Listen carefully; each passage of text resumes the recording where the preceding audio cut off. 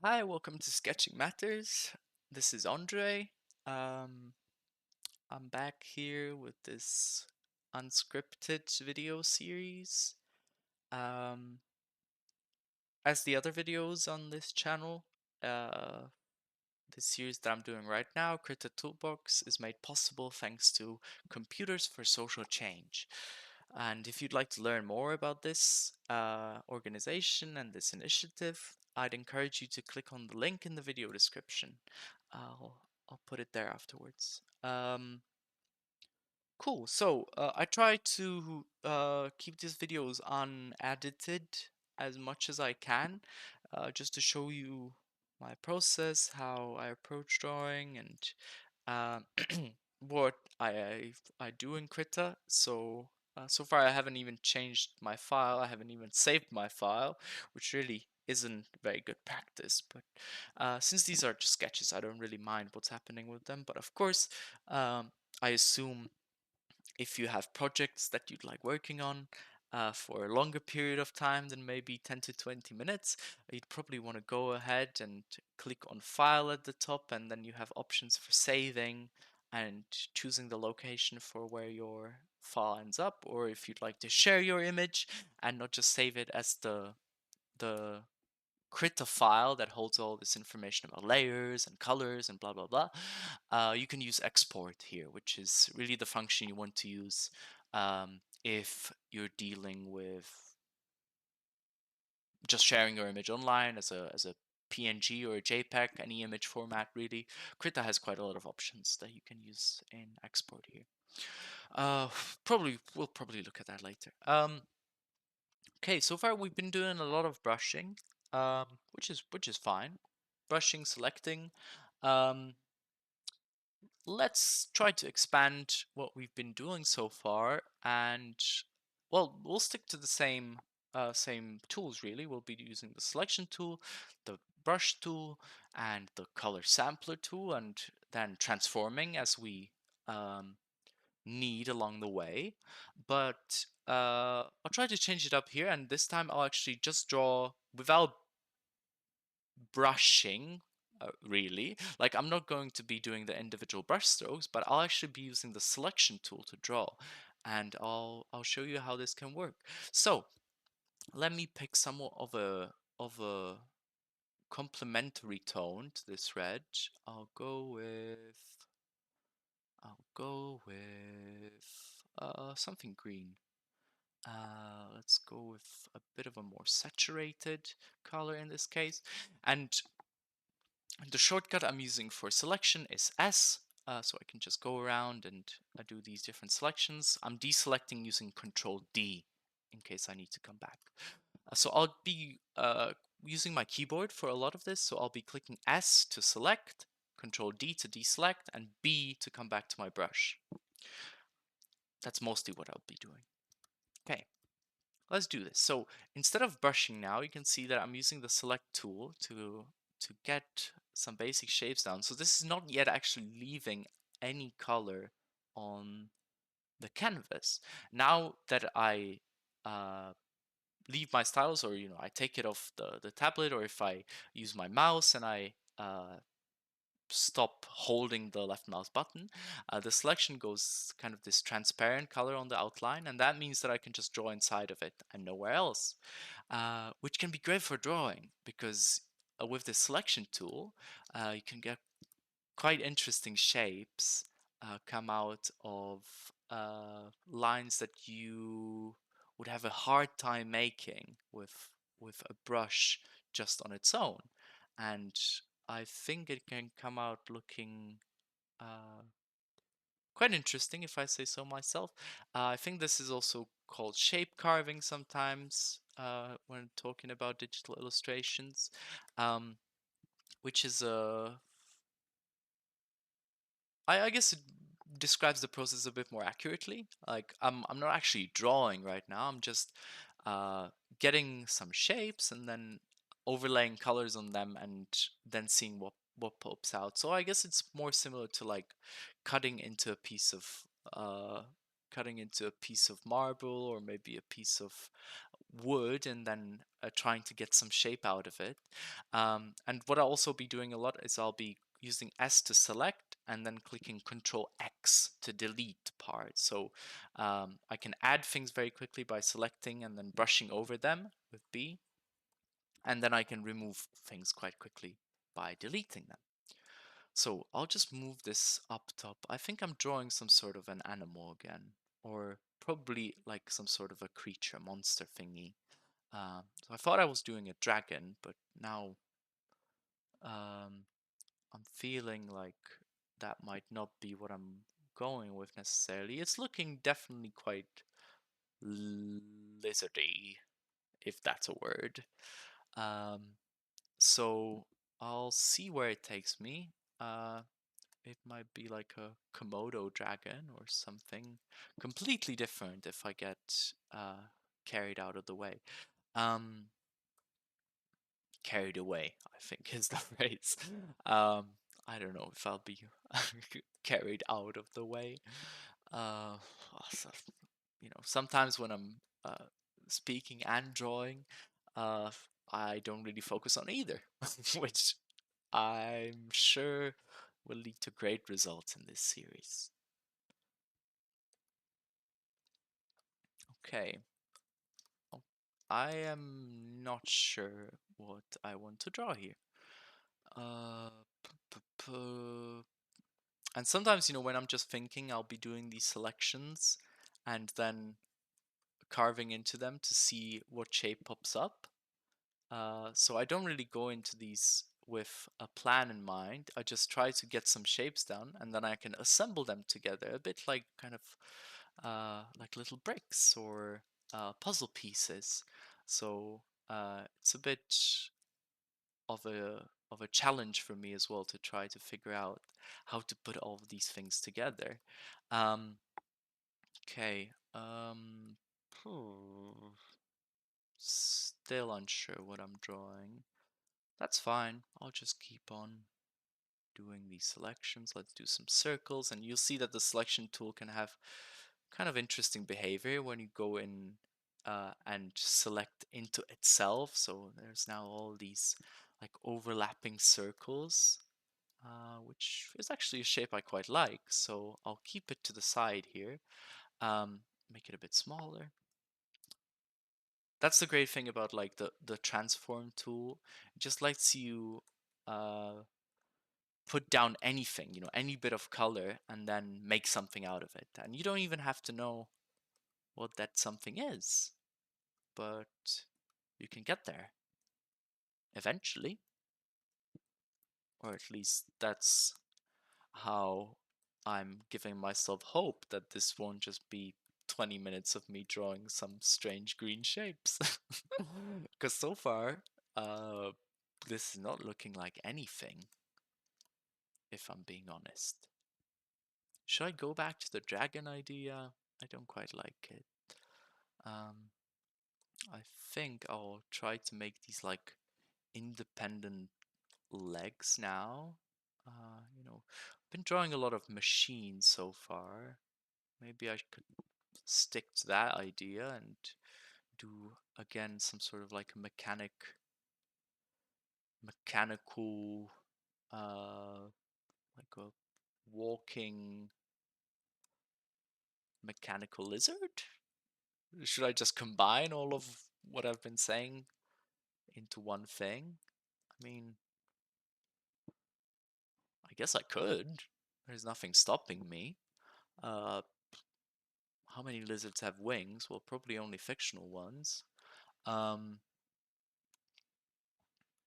do lizards have wings? I'm honestly, it's about 20 minutes before midnight, and now I'm contemplating whether lizards have wings, um, which is probably something that will get solved with a quick Google search, but, uh,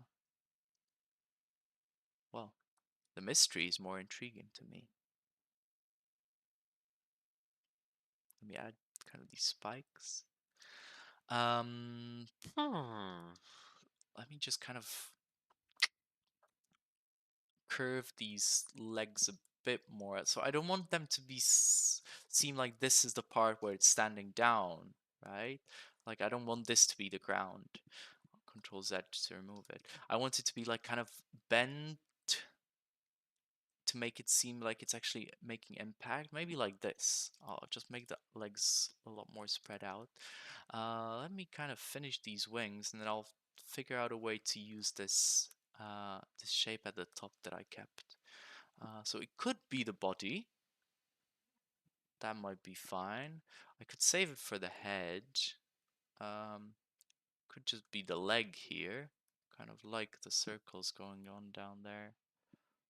Yeah, why not? Let's just stick it on the leg here. So again, I was using S to select what I drew previously there, alongside quickly clicking Control plus T to transform my selection. And now I'm just making these small selections and then filling them with the brush to get a bit more of a concrete color along the body here. Okay, let me see if I can make this head a bit more clear. So I don't want to make it too huge. I want there to be kind of this pose where the legs are closer to us than the head, so that it maybe appears a bit more threatening. What I can do is also select the entire thing, and by holding Control and then rotating, can like skew it in this direction, which I think actually works quite well for this thing that I'm intending to do. Let me just resize it a bit. Again, skew it just a tad. Transform, rotate, blah, blah, blah. Wait for it to load. And again, now I'm just kind of doing these sharp selections and then filling them in with the brush to get somewhat of a form for the head. I'll actually cut a lot of this because I don't like it. Let me see if I can now make it like kind of turn around.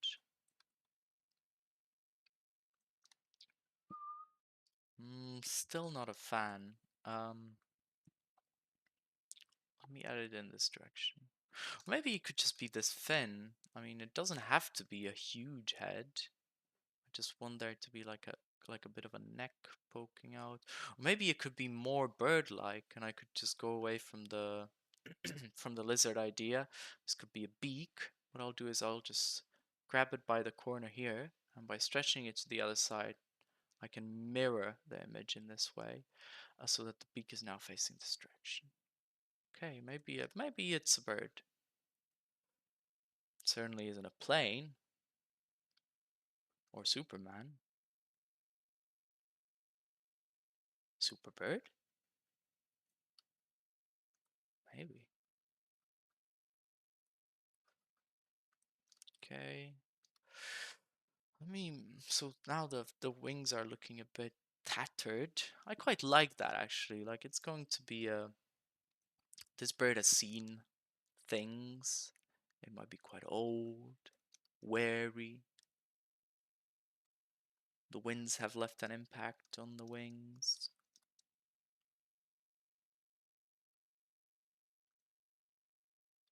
What am I talking about? Okay, let me just try to add a bit of an underside to these wings. And now I finally have a bit of a silhouette that I like. So what I'll do now is I'll grab a darker color. I'm not sure if I want to go in with a green again. Um, I might not. Let's grab some darker red in this case, darker than the background, shifted in value. And now I'll just go over one side of the body here, and I'll actually split this to a different layer in case I need to change this. Now I'll just go over, and again by using the same method of shape carving, by using the selection tool, I'll go over and try to add a bit more of a 3D structure by outlining bits of the wings, just bits. Doesn't have to be the whole thing.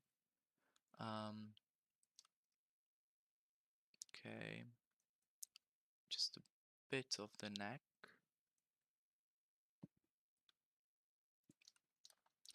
Now let me actually try to make this face a bit more structured. So, if I want sharper lines, I can still do this with the selection tool. I just need to make sure my selection is quite thin. But you can see my brush size doesn't actually really quite matter. It's just the size of the selection that I'm making. My brush is huge. If I just draw here, um, it's making a lot of changes. But if I go in and actually manually select what I do like this with these thin lines, I can keep my strokes organized and just the way I want them.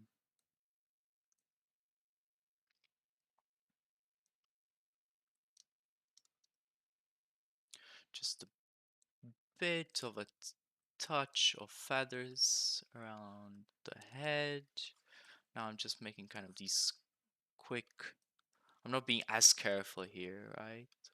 I assume that these feathers would just grow on their own over years and years, and they would stick to one another. I accidentally switched to like a actually just a black color here, but I actually quite like this kind of striking outline in this case. So I'll go back in and I'll keep this outline and I'll add it over here. Let's make it a bit more, make it pop a bit more. Again, just making these sharp, quick lines that are hopefully accentuating some of the form. Just like a bit of an underside here, just a bit of a feather here. Now I'll make a larger shape and then I'll just go over it and boom, boom, boom, boom, boom. I've got some feathers. Cool. I also like to zoom in and out a bit so I can see what my image looks like in different sizes. Bit of an eye here, eye cavity. Let me go back to my green. Control, holding control gets me the color sampler. Boop. Change the eye a bit. We'll go with some light pinkish color. Again, I'll select it before drawing anything, so I know where I am drawing. You can really combine these tools as much as you want. Like this time, I'm really just using the selection tool and then filling it in. And I could also be using the fill tool for this purpose, but I find that it's usually quite a bit slower than just brushing into here, especially when you're just making these slower and more methodical. Well, I don't know if I'd call my process methodical for about 10 minutes. I had no idea what I was drawing. But these definitely shorter brush strokes, if you just have a small selection and then you go over it with a large brush, I find that it's actually much faster than the fill tool, and you can avoid those annoying wait times when there's like a bar in the left hand corner telling you the fill tool is 22% done, and because you accidentally selected the whole screen, it's filling everything, and now you have to wait just to press Ctrl Z or delete the layer, and oh, it gets tiring after a while. Here I was just brushing normally um, because I wanted to add a bit of um, a definition to the wings, and honestly also because I just lost track as I was talking. But I'll go back to selecting to stay on track for the video. Um, okay, I'm actually, you know what? I'm actually starting to like this design a bit more now. Again, it's not a complete illustration. I find that this shape carving is especially good for when you want to practice silhouettes and whether something stands out against a background. Now I could go in and start like shifting the colors of my background to see what combination of colors I would go with uh, in case I wanted to actually stick to this design. And I just realized that I was putting these on separate layers for some reason. So let me just go in here and delete this last bit.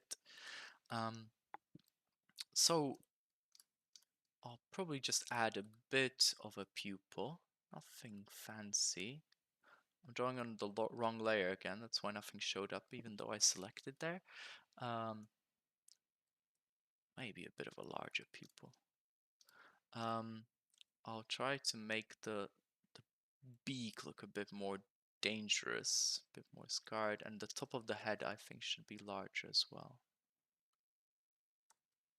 So it still ended up looking a bit like like a dragon in some ways, more like a vulture probably, um, some sort of a very hungry one. Um, I'll probably just go in and add some final splashes of black here to emphasize a lot of the outlines, but I'm not really even being all that careful now. I'll add, I always like adding these kind of rib cages to um, when I'm drawing like bird monsters or something like that, something to make them look like hungry or emaciated. I find that it works well with um, the wings that are kind of sprawling out. I don't know. It's just something, somewhat of a habit. Um, Although this doesn't really look much like a ribcage at all right now. Let me just try to fix that before I stop this video. Uh, I'll try to not go much over 20 minutes in these, but because they're unscripted, sometimes, you know, if I'm not feeling super comfortable with what I've drawn, I'll just carry on. But this time I actually quite like it, even though I haven't added any of the shadows really, and it's still blending with the background in a lot of ways. But well, sometimes it's just about practice. Um,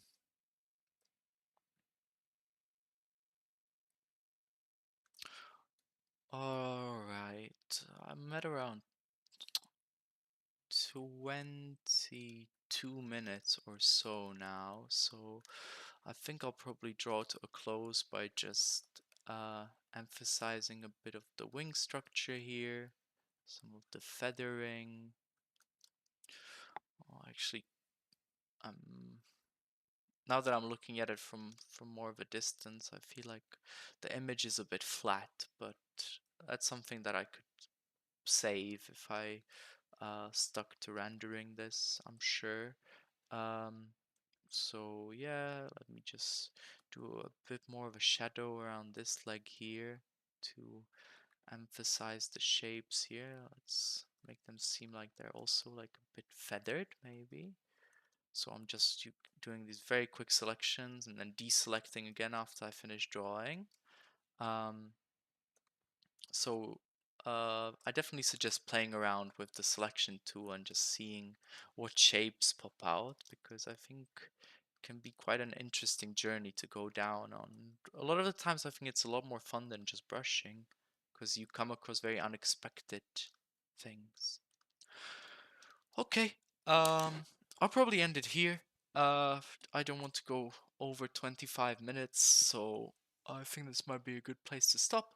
So, thank you for watching the Krita Toolbox. I hope this was enjoyable. Now that I'm looking at it, I actually want to make this left leg a bit uh, less flat and a bit more 3D. Let me just add some claws here and one more claw here, and then I'll select both of these using S and holding shift, no, holding control. Wait, didn't mean to do that, sorry. By holding shift, there it is, I can select two independent selections, and I can now go ahead and transform as needed. And I can do them both at the same time. Now I just want to shift this side a bit so it looks like maybe it's digging into the rocks here. Well, I'm not gonna draw out anything like a background or stuff like that. I'll just do a quick shadow. So if you made it this far, thank you so much for watching. I appreciate that a lot. I hope that you had fun with me today in the Krita Toolbox, and hope to see you some other time. I'd love to hear your thoughts in the comments, and I hope that you have fun drawing with Krita. All right. Yeah, let's leave it here. Okay, bye.